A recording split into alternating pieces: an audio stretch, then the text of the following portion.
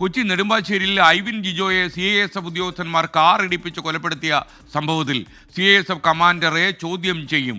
CISF കമാൻഡറുടെ വീട്ടിൽ പോയി മടങ്ങുന്ന വഴിയാണ് അപകടമെന്നായിരുന്നു പ്രതികളുടെ മൊഴി.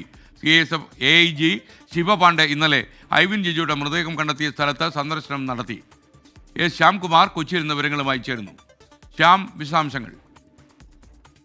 SKN ഐവിൻ ജിജോയുടെ കൊലപാതകവുമായി ബന്ധപ്പെട്ടാണ് CISF കമാൻഡറെ ചോദ്യം ചെയ്യാൻ ഇപ്പോൾ നെടുമ്പാശ്ശേരി പോലീസ് തീരുമാനിച്ചിരിക്കുന്നത്. പ്രതികൾ മൊഴി നൽകിയത് ഡ്യൂട്ടി ചേഞ്ചുമായി ബന്ധപ്പെട്ട കാര്യങ്ങൾ സംസാരിക്കാൻ CISF കമാൻഡറുടെ വീട്ടിൽ പോയിരുന്നു.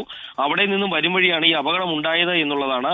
ഈ സാഹചര്യത്തിൽ ഇവർ പ്രതികൾ നൽകിയ മൊഴി ശരിയാണോ, അവർ അവിടെ എത്തിയിരുന്നോ എന്നത് പരിശോധിക്കാനാണ് CISF കമ്പനി കമാൻഡറെ വിളിച്ചു വരുത്താൻ ഇപ്പോൾ പോലീസ് തീരുമാനിച്ചിരിക്കുന്നത്.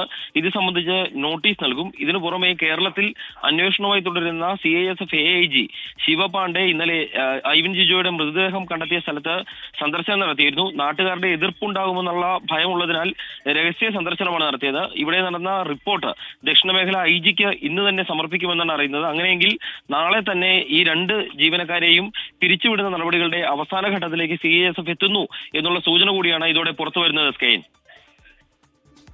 Thank you.